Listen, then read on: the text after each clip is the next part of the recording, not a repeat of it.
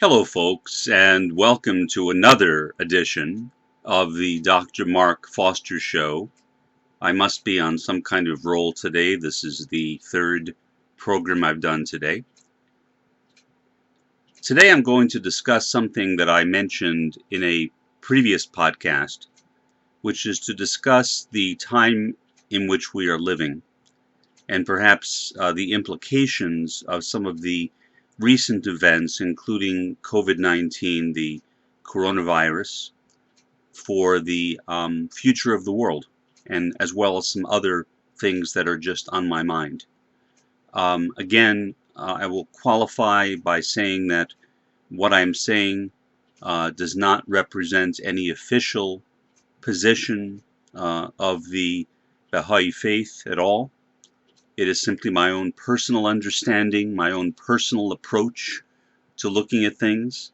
Anybody is entirely free to reject what I say. I always encourage people to, when I think of it, to leave comments below the video, on Facebook and sorry, not on Facebook, on YouTube, and to either good or bad, and I will make an attempt to read them all. I can't guarantee I'll respond to them, but I will make an attempt to read them all and perhaps respond to some of them. I'm quite busy, and teaching classes and everything is very time consuming, especially now that we are making a transition from on-campus classes to all online classes. And with one of them, that's a bit inconvenient since I've never taught that particular class online before. What COVID-19 has done, I think, is it has once again, much as 9/11 did, which is still vivid in my mind as if it happened just yesterday, feels like it happened yesterday. It's reminded us as a world that we are one. Speaking as an American, born and raised in New York City, living in Kansas for now 27 years, it's reminded Americans, I think, including me, that we are not separate from the world. We are not immune from the world's problems. The United States has a long history of isolationism. Part of that is geographical, the fact that we are not connected to Europe. Part of it is cultural, perhaps the Revolutionary War and the westward expansion of the United States, written about eloquently by historian Frederick Jackson Turner, which created in Americans a kind of rugged individualism, which in itself, I think, lends itself a bit to isolationism, kind of feeling that one can do it on one's own without the help of anyone else.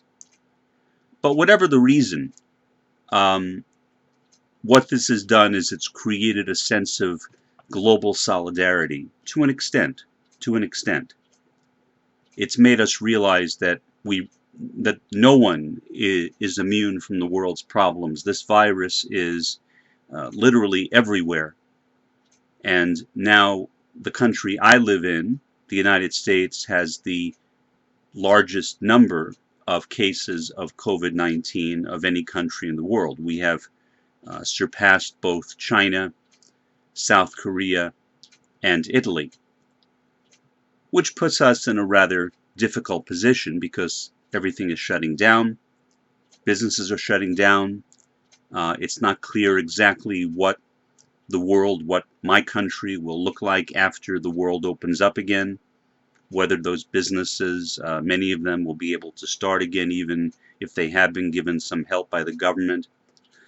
But I think that this is just the most recent stage in a long, steady unfoldment of disintegration, of global disintegration. When Baha'u'llah, the prophet founder of the Baha'i faith, came to this world. He wrote to the kings and rulers of the world, asking for them to accept him, to accept his mission. None of them did. Queen Victoria reportedly said, if this is of God, it will endure. If not, it can do no harm. But she didn't accept Baha'u'llah either. Baha'u'llah offered them peace. If they would have accepted, if they would have followed the instructions that Baha'u'llah laid out in his letters to them, then the world we are living in might have been very different. But I'm sure Baha'u'llah knew what the eventual outcome would be. The outcome was, of course, prophesied in the Bible, in the Quran, and in many other religious scriptures. So here we are, in a time of rapid disintegration, or what I began calling several years ago the Great Unraveling, discovering later that other people had used that term as well, but I came up with it independently. And I think that is really where we are, what is happening in the world today. We are seeing unraveling, to use a more technical term, atomization, fragmentation, in other words, like everything becoming atoms, breaking apart. We are seeing that happening all around us, and we have been seeing it for quite some time.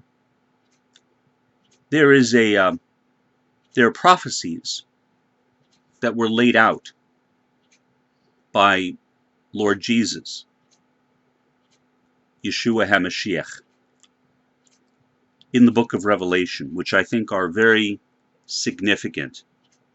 And I'm not saying these things to be political. Those of you who've listened to my videos in the past know that I am a Marxist sociologist and a libertarian communist. So that's no secret, what my personal views are as a sociologist, and what my approach is to sociology. But this is basically just my attempt to understand where the world is right now, what's been happening in the world, and perhaps what is in our immediate futures. 3.5 years ago, people in my country, the United States, elected a reality TV star, a failed real estate developer, a failed casino manager, really just a failed businessman overall, who managed to have some success through some dealings, possibly shady dealings with Deutsche Bank and whatever, but managed to stay afloat. But really, in spite of himself and in spite of his own difficulty at making money and surviving and being a successful businessman. Then he got a role with the NBC television network in the United States as the star of the show The Apprentice. Now, as a native New Yorker, I lived right near Donald Trump in Queens. I've lived in the Bronx and Queens, those two boroughs. And I've known about Trump my entire life and the Trump family. And I remember Fred Trump a bit. Never met them, but I remember them. They didn't live too far away from me. And in the New York City area, the Trumps are widely despised for all sorts of reasons. They are regarded as being racists, as bigots. They're show-offs, and all sorts of things. Trump is generally not liked in New York City, in the New York City area, by most people. But for the rest of the United States, people who never heard of Donald Trump before, they became aware of him through the show The Apprentice. Problem: that was not Donald Trump. That was a character that was created, that Trump was performing. Trump was not The Apprentice. As we know now, Trump is not even very comfortable firing people, even though that became his most famous line on The Apprentice, "You're fired." But in reality, he doesn't really like particularly confronting and firing people, although he does lose his temper quite a bit. But firing people is something he doesn't like doing, and so he generally tries to get other people to do it for him.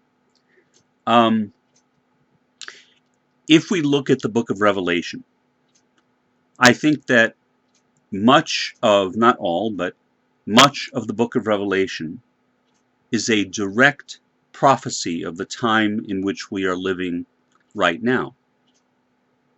Satan, I believe, literally has been fulfilled by Donald Trump. I'm not being metaphorical. Well, I think Satan was a metaphor for Trump, but I don't. In other words, I think that Satan was literally a reference to Donald Trump. Baha'is don't believe in a literal demonic being, and so when we read about demons and jinn and Satan and other kinds of negative characters like that, we think of egotism or selfishness or the lower human nature, not humanistic, but human nature, the fallen nature, as Christians might put it. That's how we would look at Satan and demons and devils and the like, and jinn. And so, to me, Satan is Donald Trump.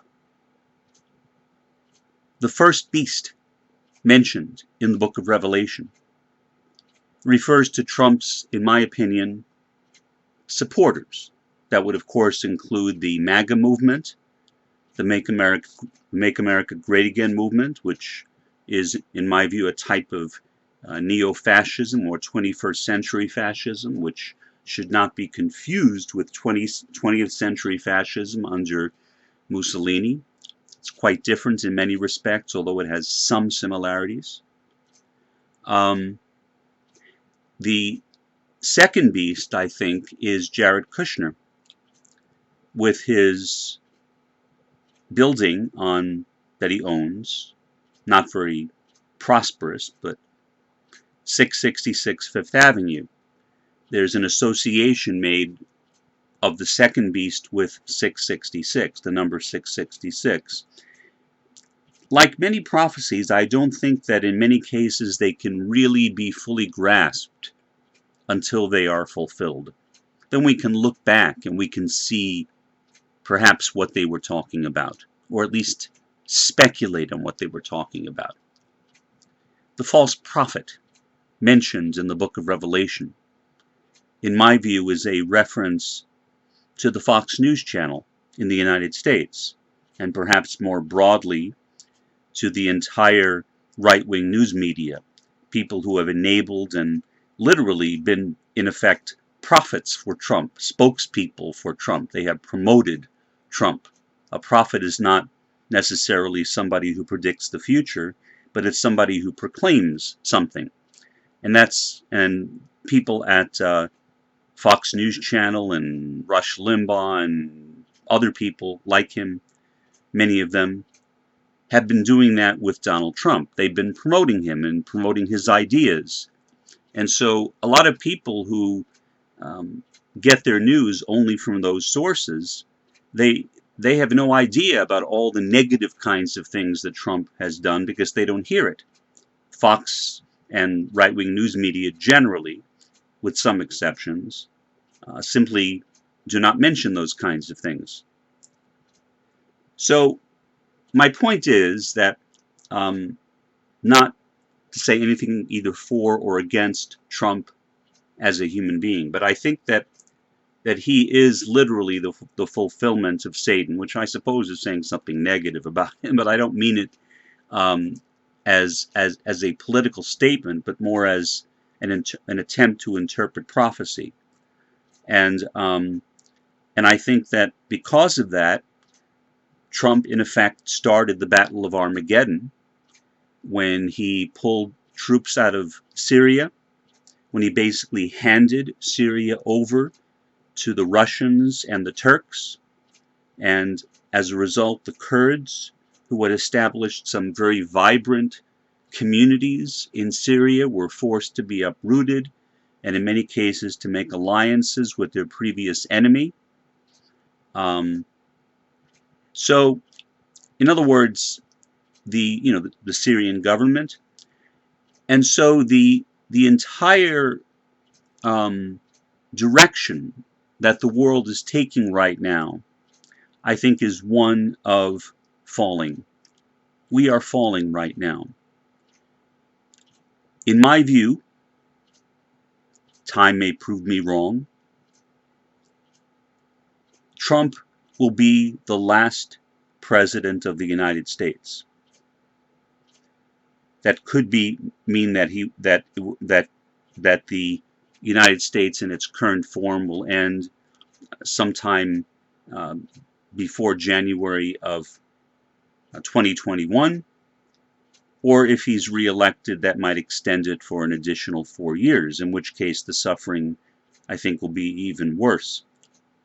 Every night I pray that the events in the world become more rapid, because I think that the longer it takes for this present system, this present world order, to be rolled up or wrapped up, the greater will be the suffering, the more people will suffer.